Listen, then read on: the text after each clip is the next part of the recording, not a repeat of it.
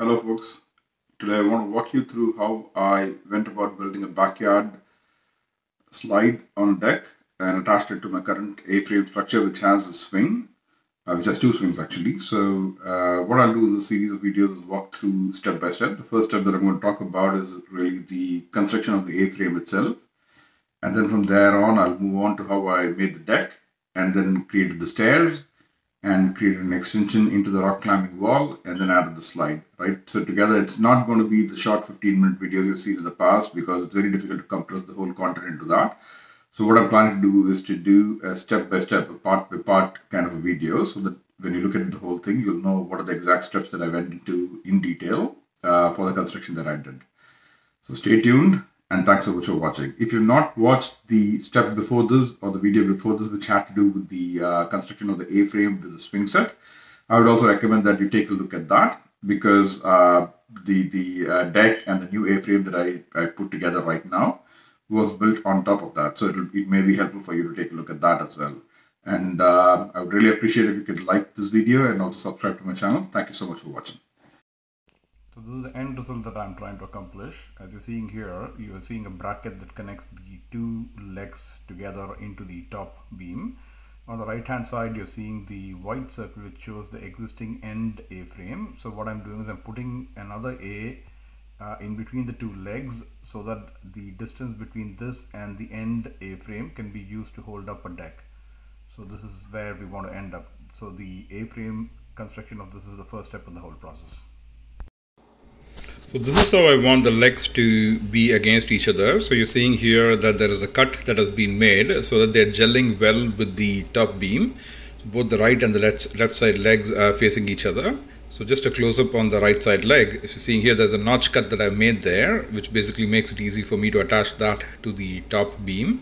So I'll walk you through the exact steps that are involved in doing this cut.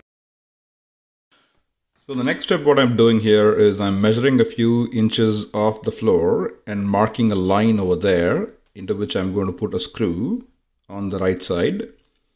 So I'm going to be repeating the same thing on the left side as well. The intent of this is so that I could put a string running between the 2 points and then keep the leg outside of it, right? So you're seeing here on the left side that I'm doing here, and then I'm going to put a screw here.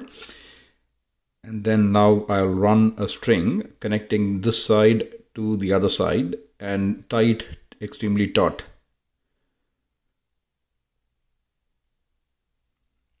Ignore the leg that is on the inside. I'm going to move it out. You'll see that outside momentarily.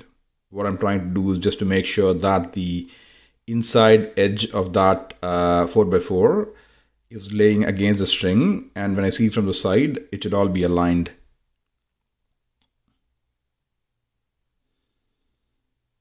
Yeah, this shows you how it was done.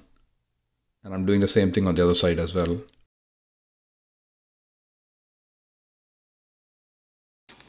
So the next steps involve making the cut, the notch cut actually, and this is one of the most complicated steps in the whole process. As you're seeing here, what I first need to do is mark a level line at the place where I've tied the string and measure that distance. It's not going to be a 4x4 distance, the width of the 4x4. It's going to be slightly larger than that because I'm laying it on the side, right? So the straight line that cuts through it is going to be more than 4x4, so more than the 4 inches, right? So I'm measuring that and then I'm transferring that measurement to a piece of plywood and cutting it. Now I'm cutting the plywood. What I'm going to do is mark the same width and perhaps take about 15 or 16 inches from the top and cut a rectangular piece out.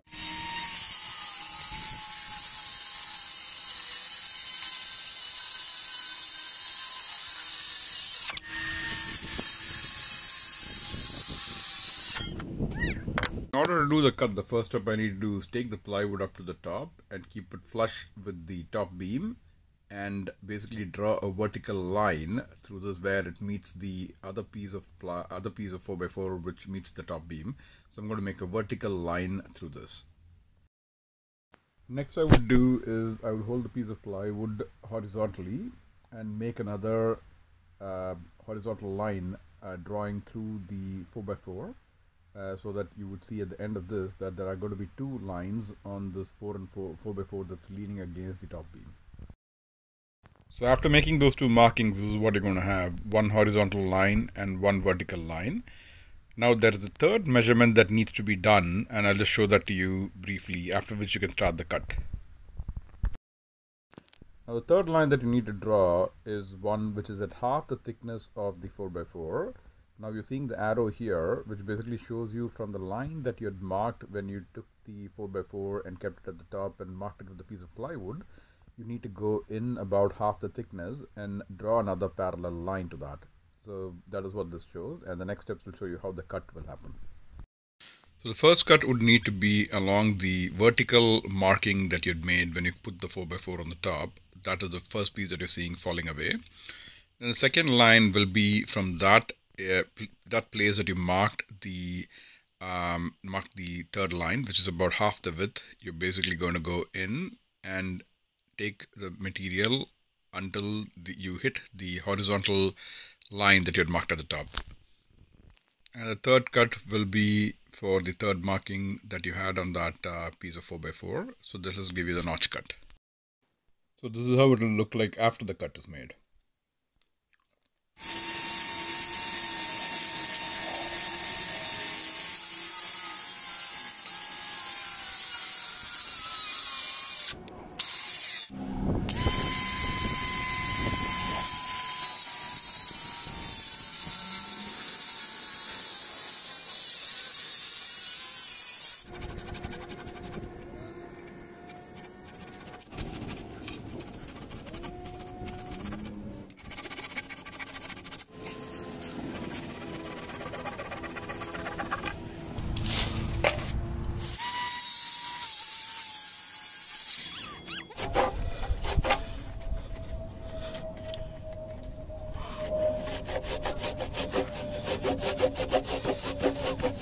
This shows you the final result. You'll repeat the same cut across the other side as well. So you'll have two 4x4s having the same kind of cut. So when I placed both of these cuts on the top across the top beam, I did find there's a small gap in between because it was not fully flush. So what we're going to do basically is I'm going to place a 2x4 on top of that, and then use another set of screws to basically screw it very tightly to the top beam. So that's what you're seeing here. There's a schematic of what I'm going to do, followed by the 2x4s attached on both the sides, which is basically holding everything together, right? So in this way, it's got a very stable connection now.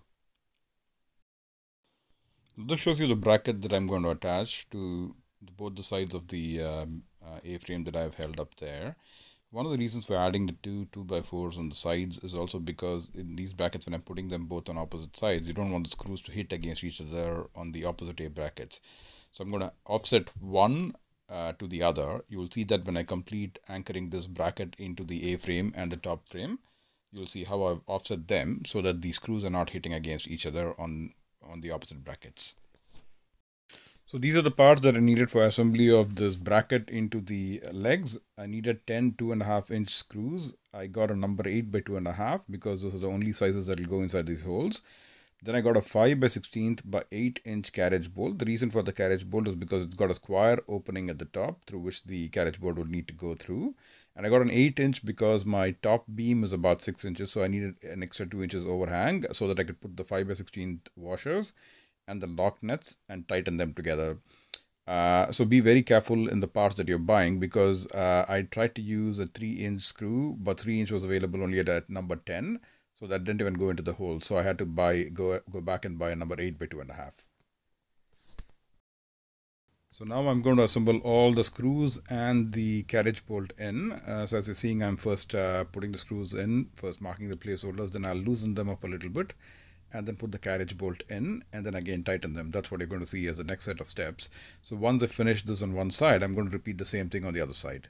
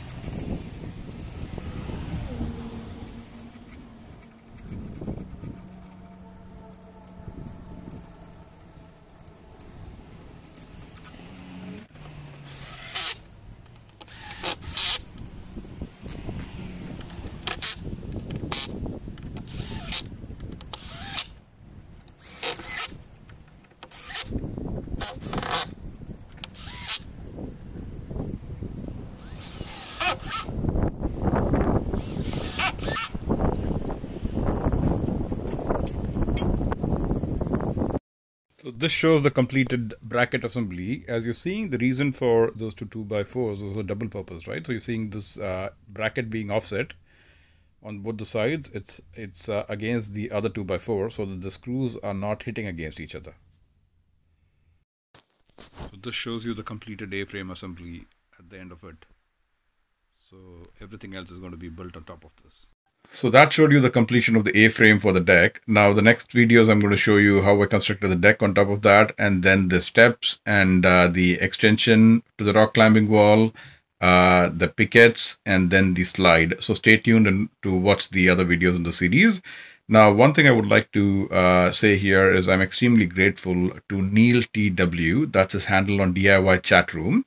This is a gentleman who helped me step by step through the whole process by giving me diagrams, designs on how to go about doing this. So I'm really, really thankful and grateful for all the help that he has offered. So stay tuned. I hope you like this video. If you like it, I would appreciate if you could hit the like button and subscribe to my channel. Thank you.